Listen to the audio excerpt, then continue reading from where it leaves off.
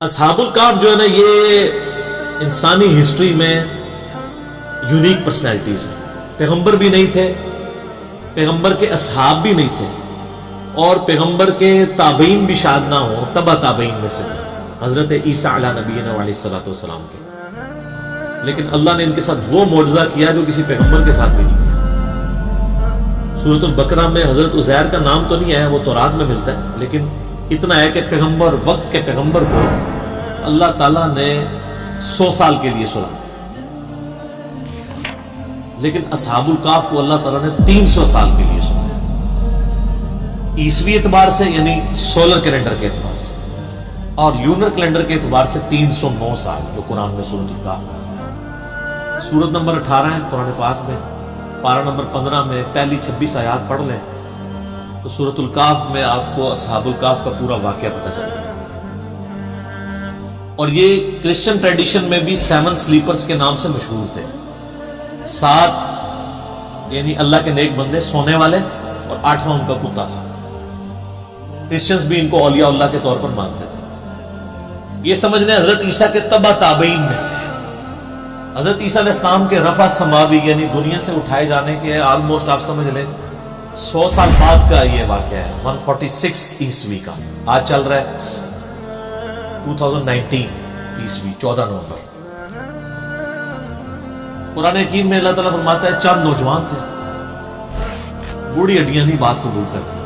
چند اذ اول فتیۃ الی الکہف فقالوا ربنا آتنا من لدنک رحمۃ وہیئ لنا من امرنا رشدا.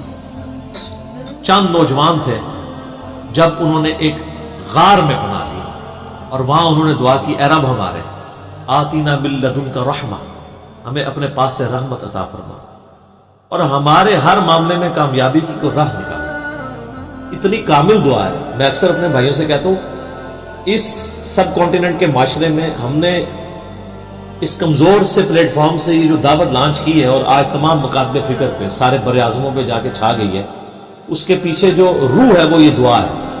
کیونکہ میں بھی اللہ تعالیٰ سے یہ دعا کیا کرتا تھا کہ اصحاب الکہف کے ساتھ انہیں غیر معمولی واقعہ کر دیا. پوری رومن امپائر بت پرست ہے اور 7 نوجوان اسلام قبول کرتے ہیں، تو انہیں ان کے ساتھ معجزہ کیا. آج یہاں سب کانٹیننٹ میں بھی اکثریت دین کے نام پہ گمراہی ہے. ہماری آواز کیسے لوگ تک پہنچے گی؟ ان مکاتب فکر تک جن کی کروڑوں فالوور، لاکھوں مسجدیں، لاکھوں علماء. اس کے پیچھے یہ راز ہے کہ میں دعاؤں میں، اپنی تشہد کی دعاؤں میں، عام دعاؤں میں یہ دعا آپ دیکھتے ہیں ہر درس قرآن سے پہلے میں پڑھتا ہوں ربنا آتنا من لدنک رحمہ وہیئ لنا من امرنا رشدا. اس کے علاوہ بھی حضرت یونس علیہ السلام کی دعا لا الہ الا انت سبحانک انی کنت من الظالمین، اور دعائیں. تو یہ اصحاب الکہف چند نوجوان تھے، توحید کی دعوت انہوں نے قبول کی. بادشاہ کے دربار میں کھڑے ہو کے انہوں نے اعلان کیا کہ ہم تیری عبادت نہیں کریں گے، کیونکہ رومن امپائر میں اس وقت بت پرستی تھی اور اس ایمپرر کو خدا مانا جاتا تھا. انہوں نے کہا تو بھی ہماری طرح کا انسان ہے، اپنے آپ کو نیند سے، کھانے پینے سے آزاد نہیں کر سکتے، ہم تیری عبادت کیوں کریں؟ ہم اس رب کی بات کریں گے جس نے زمین و آسمان کو پیدا کیا. پرسیکیوشن شروع ہوگی. اچھا ہے یہ ایلیٹ کلاس سے تھے، شاہی فیملی سے تعلق رکھنے والے، یعنی یہ لوگ تھے. پھر ان کے دل میں اللہ نے بات ڈال دی کہ پہاڑ میں جا کے پناہ لیتے ہیں تاکہ ہم ان کے ظلم و ستم سے بچ سکیں. تو یہ ایک پہاڑ پہ چلے گئے، ایک غار میں. یہ پورا واقعہ قرآن پاک میں آیا ہے. اللہ فرماتا ہے انہوں نے غار میں پناہ لی اور اللہ تعالیٰ فرماتا ہے ان کو ہم نے وہاں پہ تھپکی دے کے سلا دیا. آئے ہائے ہائے، اللہ نے کہا میں نے تھپکی دی، ان کے کانوں پہ تھپکی دی. تو اچھا یہ جو آیات ہے نا، جس کو رات کو نیند نہ آتی ہے لوگوں کا تجربہ ہے، یہ والی آیات رات کو پڑھ کے سوئے نا، تھپکی والی تو نیند آ جاتی ہے. ظاہر تجربے سے ہے نا. یہی صحابہ کرام نے قرآن میں کئی وظائف ڈسکور کیے ہیں. میرا مسلم شریف میں حدیث بھی ہے کہ نبی علیہ السلام نے فرمایا زمانہ جاہلیت کے بھی اگر ہیں اس طریقے کے دم مجھ پہ پیش کرو، اگر شرک نہیں تو کرتے رہو. تو اس سے تو بدرجہ اولا قرآن میں سے کسی نے کوئی چیز ڈسکور کر لی، ٹھیک ہے. تو اللہ تعالیٰ فرماتا ہے ہم ان کی کروٹیں بھی بدلا دیتے تھے، بیڈ سول نہ ان کو ہو جائے. کروٹ بھی اللہ خود بدلاتا تھا. ظاہر ہے ایک جگہ لیٹے رہیں گے تو حالانکہ یہ بھی معجزہ ہو سکتا تھا کہ لیٹے رہے اور کچھ بھی نہ ہو، لیکن فزیکل فینومینا بھی ساتھ ساتھ چل رہا ہے۔ اور اللہ نے فرمایا اس غار کا دہانہ ایسا تھا کہ ڈائریکٹ سورج کی روشنی نہیں آتی تھی، ٹیوب لائٹ آتی تھی، یعنی اس کا دہانہ آپ سمجھ لیں نارتھ کی طرف تھا، تو سورج یہاں سے ہوتا ہوا ادھر چلا جاتا تھا، انڈائریکٹ لائٹ آتی تھی، ڈائریکٹ لائٹ بھی نہیں آتی تھی، وہ سوئے رہے۔ اور اللہ تعالیٰ ماتا 300 سال 309 سال تک، یعنی لیونر کیلنڈر کے مطابق، اور سولر کیلنڈر کے مطابق 300 سال بنتے ہیں، وہ سوئے رہے۔ اور فرمایا ان کا ایک کتا ہے جو اس غار کے دہانے پر ہے، اور اس کی اتنی ہیبت ہے کہ اگر کوئی یعنی غار کے دہانے پہ جائے بھی نا تو اس کتے سے وحشت کھا کے وہ بھاگ جائے، وہ حفاظت کے لیے اللہ تعالیٰ نے۔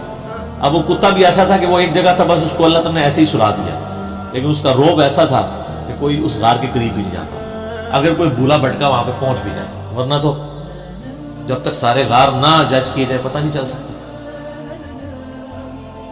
اور پھر کافروں نے یہ کیا کہ ان کے ناموں کی تختیاں لکھ کے ان کے اوپر سزا جو تھی وہ ایک تختی رقیم اسے کہا جاتا ہے، اصحاب الرقیم بھی انہیں کہا جاتا ہے عربی میں، اس غار کا منہ بند کر کے وہاں پہ رکھ دی۔ اللہ تعالیٰ نے ان کو سلا دیا، وقت کے ساتھ ساتھ صرف شکست و ریخ ہونا شروع ہوا، وہاں سے راستہ کھل گیا۔ اور اللہ کا کرنا یہ ہوا اسی دوران رومن امپائر کا جو کانسٹنٹائن II تھا نا 337 عیسوی میں، اس نے مرتے مرتے عیسائیت قبول کر لی۔ اب عیسائیت قبول کرنے کا مطلب یہ تھا کہ پوری رعایا نے عیسائیت قبول کر لی، پوری رومن امپائر کرسچن ہو گئی اس وقت مسلمان۔ یعنی حضرت عیسیٰ علیہ السلام کے اٹھائے جانے کے 300 سال کے بعد، ورنہ ان 300 سالوں میں عیسائیوں نے بڑے ظلم اٹھائے ہیں ان بت پرستوں کے ہاتھ، وہ تو ایک پوری داستان ہے۔ تو اب وہ جب اٹھے تو وہ آپس میں کلام کرنے شروع ہو گئے کہ ہم کتنی دیر سوئے ہیں، دن یا دن کا کچھ حصہ، ان کو آئیڈیا نہیں ہوا، کیونکہ علم غیب نہیں تھا اس زمانے میں ہوتا ان کو پتہ، حضرت عزیر علیہ السلام کو نہیں پتا چلا میں 100 سال سویا رہا ہوں۔ تو اللہ تعالیٰ نے ان کو سلا دیا۔ اب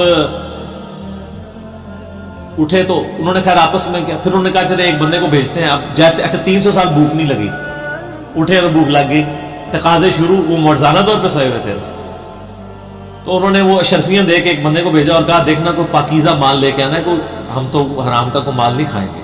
شریعت ساتھ ساتھ چل رہی ہے، اور وہ یہ سمجھ رہے ہیں کہ بادشاہ کا دور ہے، چھپ چھپا کے، ان کو تو پتہ ہی نہیں ہے کہ سر 300 سال گزر چکے ہیں اور رومن امپائر جو ہے وہ ان کا دین وہی ہے جو ان کا دین ہو چکا ہے۔ اب وہاں جب پہنچے تو وہاں انہوں نے حالات بدلے ہوئے دیکھے، کسی دکان سے وہ خریداری کرنے لگے تو وہ جب اس نے پرانے زمانے کے سکے دیکھے اس نے کہا لگتا ہے کہ اس بندے کے ہاتھ کو خزانہ لگ گیا، شور مچ گیا، اس کو پکڑ کے لے گئے۔ تو آہستہ آہستہ پھر ان کی حقیقت کھل گئی کہ یار یہ تو وہ لوگ ہیں، پتہ تھا ان کو کہ اس طرح 7 سلیپر کسی غار میں سوئے ہوئے ہیں، تو وہ تو پھر وہاں کے اولیاء اللہ ڈکلیئر ہو گئے۔ پھر اللہ تعالیٰ نے فرمایا کہ اس واقعے کے ذریعے ہم نے ان لوگوں کا ایمان بھی مضبوط کیا کہ اللہ تعالیٰ مرنے کے بعد زندہ کر سکتا ہے، کیونکہ اس حوالے سے کوشچن شروع ہو گئے تھے، اللہ تعالیٰ مردوں کیسے اٹھائے گا، یہ بہت بڑا معجزہ تھا کہ 300 سال بعد اللہ تعالیٰ نے ان کو اٹھا لیا۔